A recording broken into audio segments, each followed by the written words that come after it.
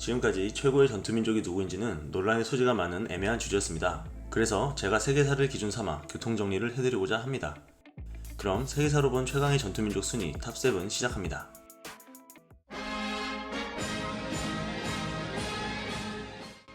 기원전 120년경 유럽 북부의 싸늘하고 척박한 땅에서 살던 게르만족의 부족인 킴브리족과 튜튼족은 농사짓고 살 땅을 찾아 따뜻한 남쪽으로 내려오고 있었습니다. 그런데 하필 남쪽에는 당시 유럽 최고의 군사력과 뛰어난 무기를 가졌던 로마 제국이 버티고 있었죠.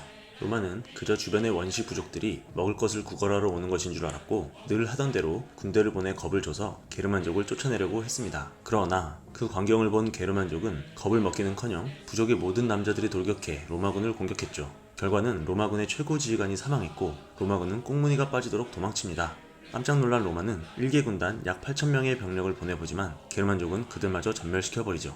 사태의 심각성을 파악한 로마는 결국 게르만족을 완전히 멸망시켜버리겠다는 각오로 제국 전체에서 12개 군단 약 10만 명의 병력을 긁어모아 게르만족을 토벌하러 가는데요. 이렇게 게르만족과 로마가 맞붙은 최후의 전투에서마저 사납기 그지없는 게르만족은 로마군의 정예병을 무려 8만 명이나 도륙내며 로마에게 건국 이래 가장 치욕적인 패배를 안겨주게 됩니다. 이후 게르만족은 유럽 땅 전체로 퍼져나가 여기저기에 버젓이 정착해서 살게 되지만 로마는 더 이상 그들을 쉽사리 건드리지 못하죠. 로마는 오히려 게르만족의 전투력이 압도되었는지 많은 게르만족에게 로마 시민권을 주고 그들을 용병으로 대거 고용하여 로마를 지키게 합니다. 그래봤자 결국 서로마는 게르만족의 대이동으로 멸망하긴 하지만요. 그리고 20세기에 들어 독일계 게르만족들은 1차 세계대전과 2차 세계대전에서도 엄청난 전투력을 보여주게 되는데요. 두 세계대전 모두 독일 땅의 좌우에 있는 많은 나라들과 동시에 전쟁을 수행하는 엄청난 능력을 보여주었습니다. 특히 제2차 세계대전에서는 강력한 탱크 부대를 이용해 유럽 대륙 서쪽 끝까지 직진으로 돌격하여 프랑스까지 함락시키고 바다 건너에 있는 영국을 압박하기까지 하죠. 아마도 미국이 참전하지 않았다면 현재 유럽 대륙의 최소 절반 이상은 모두 독일계 게르만족의 땅이 되어 있을지도 모릅니다.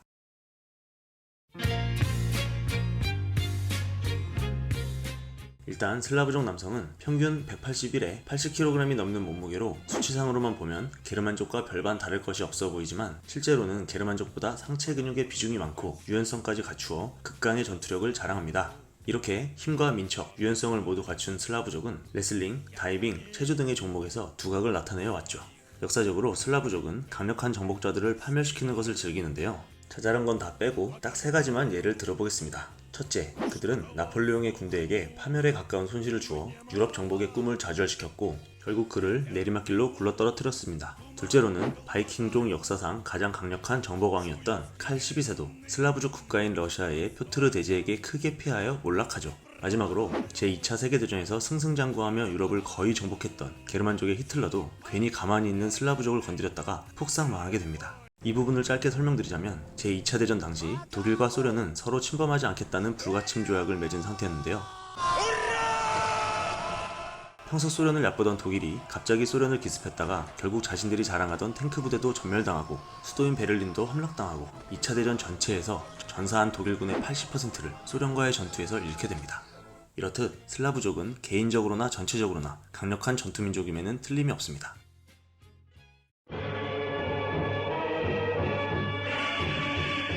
여진족은 먼 옛날 말갈족이라고 불리기도 했는데요. 튼튼한 말이 많이 나기로 유명한 간도와 연해주 일대에서 우리 민족과 부대끼며 살던 유목민족이었습니다. 그들은 고구려인들을 도와 수나라와 당나라 등 중국의 대군을 연이어 막아내며 전투민족으로서의 기술들을 익혔는데요.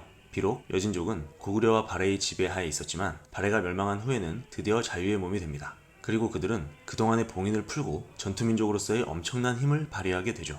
첫 대결은 고려와의 싸움이었는데요. 당시 고려는 아시아 최고의 정예병을 보유한 나라였습니다. 강감찬 장군의 귀주대첩에서 거란의 20만 정예병을 전멸시킨 뒤 동북아시아의 최강자로서 전성기를 누리고 있던 바로 그 시기였죠.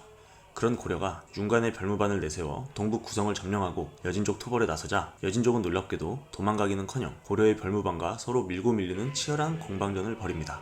결과는 무승부였고요. 여진족은 고려에게 빼앗겼던 동북 구성을 모두 돌려받았습니다.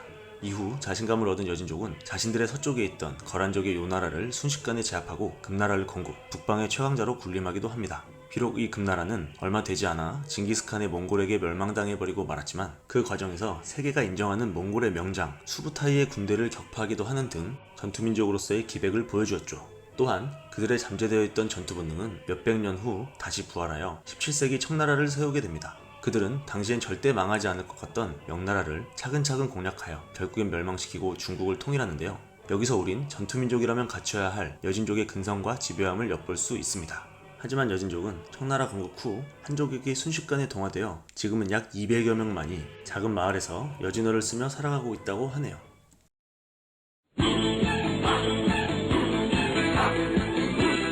몽골 하면 징기스칸, 징기스칸 하면 몽골이죠. 몽고족은 5위에 랭크된 여진족을 짓밟고 여진족의 첫 전성기였던 금나라를 정복하였습니다. 또한 그들은 세계 역사상 가장 광활한 영토를 정복했던 나라인데요. 어느 날 중앙아시아를 평정한 몽고군이 이번엔 유럽으로 오고 있다는 소식을 들은 랭킹 6위 슬라브족은 동유럽 전체의 군대와 게르만의 군대 일부까지 빡빡 긁어모아 몽고족의 4배에서 5배가량의 군대를 만들어 맞서게 됩니다.